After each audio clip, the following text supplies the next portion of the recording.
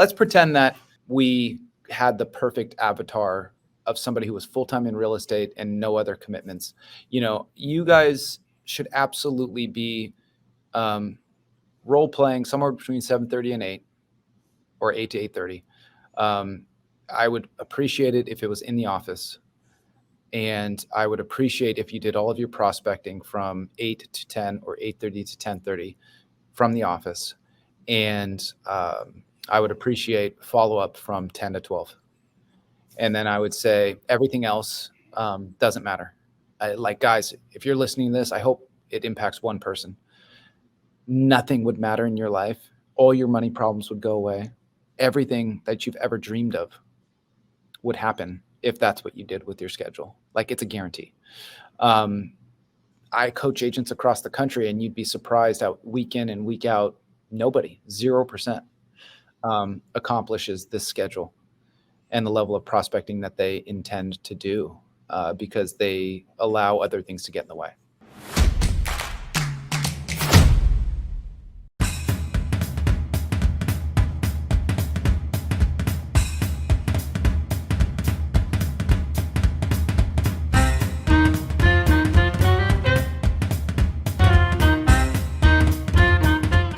What's going on, everybody? It's me, it's Aaron Wittenstein, and we are here with Vulcan7 Roadmap. This is how we teach you how to take 2, 3, 4, 53 additional listings a week. And we actually have I'm really excited to have a really good friend of mine here. I've known him since back in the days, if everybody remembers, Clubhouse, okay? This goes back like 2 or 3 years. He's based out of Sacramento, also has a team in San Francisco. My good friend, Mr. Danny Burgess. How you doing today, my friend? What's up, brother? How are you? Thanks for having me. Oh, you're welcome. You're welcome. And, real quick, so just tell us where you're at right now. Would you be so kind? I am sitting in the middle of a labor union. So we are hosting a massive buyer seminar right outside these doors. Spent $1,000 on food, and we get to sit in front of 66 potential first-time home buyers and educate them on how they can get into this really expensive and challenging Bay Area market. See, that's great. You know what I mean? Because, we talk about sellers and listings here, but there is a buyer business as well. And what I love about it is, there's only so much you can do on the Facebook and the Google and all that type of stuff where you have to just get out belly to belly on the buy side and meet people. And I just think that's a phenomenal idea, man. And I know you told me it took a couple months to get it together, and I think it's a really good idea. So good work. What's really cool, man? I got to stand in front of these guys like 10 minutes ago and pump them all up on their real estate journey. I mean, I literally lit them up. I just said, I said, how many of you guys think it's impossible to buy in the Bay Area with your current salary and your current, all of them raised their hand. I said, look, this is your time, right? We're your people. We're going to help you get there. And I said, I want you to set a goal today, whether it's buying in 3 months or buying in 3 years, you put it on the calendar and we're going to help you make it happen. And then I walked away, and you could just tell that they had an instant transformation of their world in real estate, and it was fun. So, and now the girls are out there crushing it. So, and I know this is about them. Okay. Like I know this is about, especially you, the giving agent, doing so much stuff to help others. How did that make you feel? Even right now, 10 minutes later, 15 minutes later, I still feel like emotional about it. Because, often we work with these high-end clients who have 40% down payment, and they're these huge Silicon Valley tycoons, right? Money's not really a challenge for them. But to be able to speak to people who really need us and really need our knowledge, it just makes me feel better about what we're doing. There's just a different vibe to it, and it's special. So. That's awesome, man. No, that's I can appreciate that, definitely. So like I said, I know we like to talk about listings here, and there's very few people in the real estate world, if you will, that I can appreciate that do expires and cancels as much as my friend here. So kind of give me your background, on the expires, canceled listings, kind of how you got started, what your production looked like, that type of fun stuff. Sure. Well, we're going to probably close at about 75 units sold for right around 100 million. And the last 2 years we had been right around 100 units for 120 million. And my personal production, when I was doing canceled and expired and open houses, religiously, I was selling between 45 and 60 homes, I think my highest year was 67 million sold by myself. So most of that was canceled, expired open houses before I started growing agent referrals nationwide and Sphere and past client referrals, which is mostly what my business is today. Got it. So basically what you're saying is you built your business on prospecting, right? And then 100%. and No it just zero marketing, dude. Like the worst marketing and the cheapest dude you've ever met, like right here in front of you. Like now I only spend money on online leads just so I could pump my agents with lead flow. But if I didn't have them, I wouldn't be spending nearly any money on marketing. It would probably be a niche farm and prospecting. So, I mean, I think, what's interesting here is everybody should be putting in, as we know, 3 hours a day, 5 days a week of prospecting. Okay. And you start here with the intention of building up a database to be Mm. able to still do the expireds and the for sale, but just, making them a little bit more like I would say, strategic, if you will, and then to build that database. So can you kind of share with me the progression that you took of working the expireds to where you are right now? Yeah. Interestingly enough, I was on a podcast interview yesterday and I was like, oh, I don't do canceled and expireds that much anymore. And then literally that day I had received a check from a canceled and expired I got from January 1st, 2023. So January 1st of 2023, I was on the phones. And I closed a listing yesterday from those calls. But let's start. In the beginning, I didn't know what a phone call was supposed to sound like. I didn't know who I was supposed to call. I was literally just looking on Zillow and like pulling out the for sale by owners and calling them and crashing and burning. And as outgoing and extroverted as I was, the calls were really painful for me. I had that call reluctance. I have that, unlike you, superstar Aaron, I didn't come from a sales background. I came from bartending and Lyft driving. You don't get rejected in that world, right? You get praise. Like people love their bartenders. You don't get rejection. So my calls my first year was real tough. And I was doing circle prospecting. I was doing for sale by owners. And I had a really great full-time first year in business, if you just looked at GCI, but prospecting wise, it was tough. So I was leaning a lot on open houses. Now, my second year, I got more comfortable just because I had so many calls made that finally something just clicked. And I was like, it doesn't matter what they're saying. Like it literally doesn't matter what they're saying. Like all that matters is I hit my numbers, because I know if I hit my numbers, like none of it matters, right?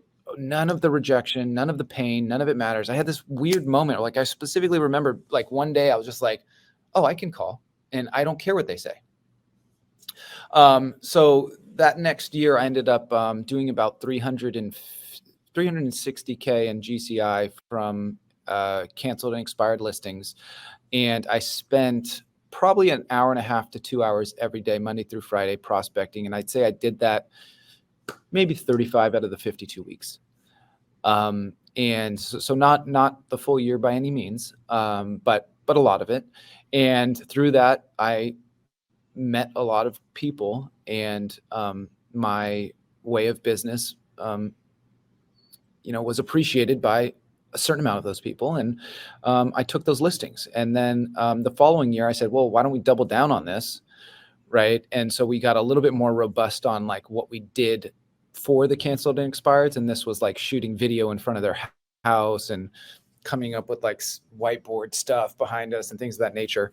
And then it became a game of, like you said, just a game of building the database and building your referral network. And then, all of a sudden I go from 3 reviews online. Now we have over 200 5-star reviews online, and you start to be able to leverage all the things that you did in the past to get more business in the future. And that's where we are today. I still feel like I'm in the beginning. Like I really feel like I'm still like beginning this stuff, even though from the outside looking in, the numbers look big and all those things, but it still feels like I'm just still building the business, Yeah, because it's building and building, and the moment you think you got here, you get knocked down to here, and the moment you think you're up here, you go even lower, and I just think that's the interesting part that comes across. So, Yeah. I like I said, I know you have a pretty robust team now, a bunch of agents that work with you on a pretty regular basis. what do you like to see their prospecting look like? What do you expect from them on a weekly basis? And not so much results, because I'm a firm believer in activity. You know what I mean? You do the Yeah. activity, the results will follow. So Yeah. I will say it's customized to them and their schedule. As we talked about right before this started, one of the agents on my team has 4 daughters, right? And she's basically a full-time mom. So her schedule is going to look a little different than the person who is on our team who is young and has no children and no real commitments, and right, they shouldn't be doing anything else besides prospecting. But let's pretend that we had the perfect avatar of somebody who was full-time in real estate and no other commitments. You guys should absolutely be role playing somewhere between 7:30 and 8, or 8 to 8:30. I would appreciate it if it was in the office, and I would appreciate if you did all of your prospecting from 8 to 10 or 8:30 to 10:30 from the office, and I would appreciate follow-up from 10 to 12.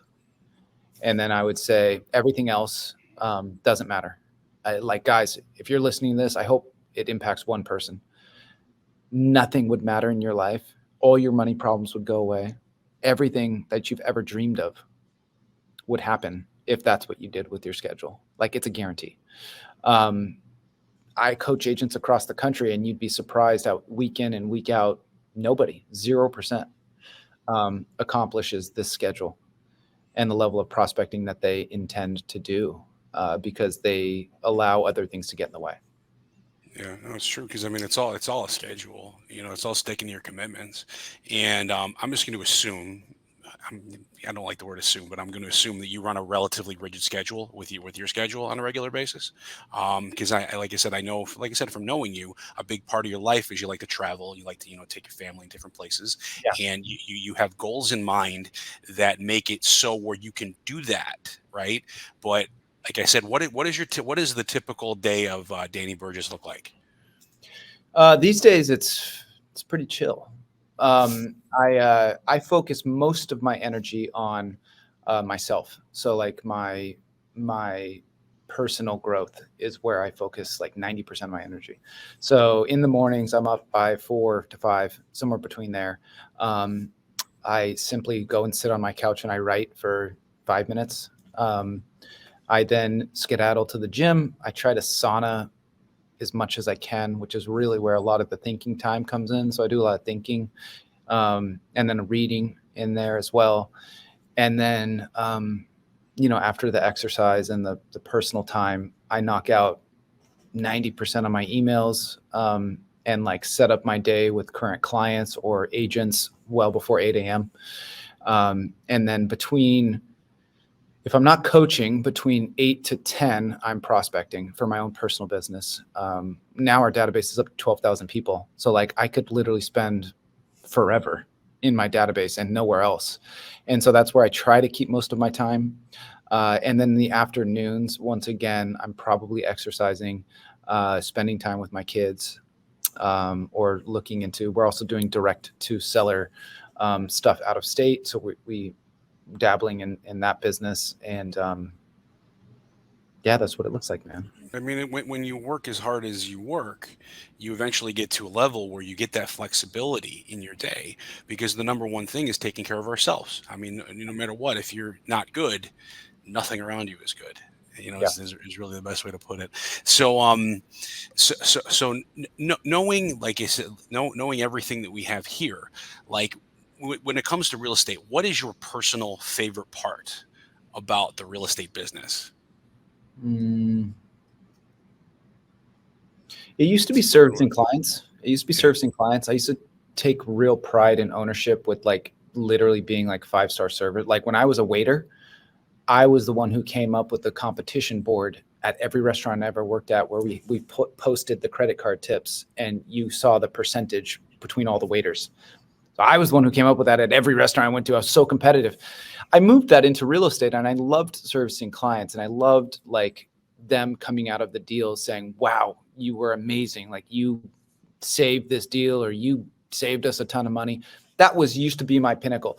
Now I think my big success is like looking at my financial scoreboard and my passive income. My dream is to have enough passive income to, you know, not have to do what I'm doing right now and do truly the passions that I love, which is traveling and helping people.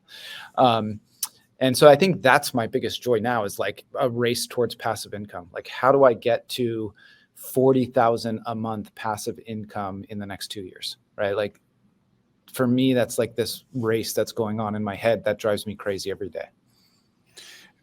And here's one thing I'll say is the one thing that I think is underlying with you. I mean, it just goes by your handle right there is the giving agent, and you can bring back the servicing and giving and giving and giving. Um, when it how can I put this? Why is that portion so important to you? Because a lot of people, what you'll find out, they take, a lot of people are takers. Okay, yet Yeah. with you get the sense of, you want to give. Where did that come from? Why is that? Honestly, probably a few things, and I'm radically transparent. So guys, don't mind me. 20 years ago, I was kind of not a great human, you know? And I think as I got older, I realized, like, dude, not only do you have a lot to make up for the time that you wasted, but like, we only have a certain amount of time left. Right. And so I have children that are going to look at me and look at my legacy and say, who was my dad? Right. And so I want them to know that I was the person who, every time he ran across any human, no matter who they were, he did better for them. Right. He was a source of inspiration. He showed up for them. He was there for them. Right. And I do that for everyone that comes in my life, or at least I try to. Um, and then the other selfish part of it, which I'm sure you realize yourself, Aaron, is like, the more you give, the more you get. Right. Like, selfishly, the more abundant you are and the more that you give, whether it's financially, your time, or whatever else, the universe just takes care of you. Like, I fallen on tough financial times in the last 9 years in real estate? Absolutely. But I do find, like, having an abundant mindset and being like, if someone needs their kids' braces to get paid for, right? Like, I'm going to step in whether I have the money or not and help them figure it out. And like I said, selfishly, it's that the universe will take care of you as long as you have an abundance of giving. See, here's the thing, though. I want to challenge you on that thought process, if that's cool with you. Yeah, Is please. that it's not selfish. Doing good things, you get things by byproduct of doing good things. I don't think it has to do with anything about being selfish, because being a good person innately is not a selfish act. Mm, Thinking you're going to get back because of it mm, is a selfish act. But you do good, you get good, byproduct. There's yeah. nothing wrong with that whatsoever. So, like I said, just a challenging, thought there, Well, if you it will. is weird to think that, like, me giving a burrito to a homeless person makes me feel good too. You know what I mean? Like, Yeah. do I get anything back from it? Not directly. But imagine being my son, and seeing a really scary person on the side of the street, and your dad walking up to that person and, like, treating him like a human, and, Yeah. like, seeing if they could help him. Like, I'm not saying, son, go up to these crazy people and, put yourself in harm's way. He knows better than that. Right. But there is an interesting dynamic where, when my son sees me do all these amazing things, you can see him registering, like, whoa, like, that's cool. My dad's cool. Yeah, no, I agree. And it's just, doing good things to do good things, and good people do good things. You know what I mean? And that's really it. One thing I want to jump back to for a second is, you said you've been, in the last 9 years in real estate. You've had your times, and I'm not hidden behind a curtain or whatever. There's people that are struggling right now. I mean, Yeah. that's really just the way that it is. And some people are scared, some people are nervous and worried, and rightfully so, wondering where their next paychecks can come from, yada yada yada, so on and so forth. Um, I don't know the exact area you've been in, but we've all been there. What would you share with somebody who's in that position? Well, the only three phases that I've come across, like, being an individual agent and just not selling enough houses. Yeah. Right. Which is, I bet, most people that are watching this. So let's just start there. You're an individual agent, you're not selling enough houses. Like, look, guys, if you're not selling enough houses and you're going into massive debt, like, and you're taking action in the business, like get another job, like get a job Lyft driving at night. Like understand that this is going to be a season of suck for all of us, this market currently. But for you in particular, who's also not selling houses, doesn't get referrals, like all of these things, like it could be 6 or 12 months before you're off the runway. So I would set up a financial plan that says, hey, 6 or 12 months, I'm going to be cool.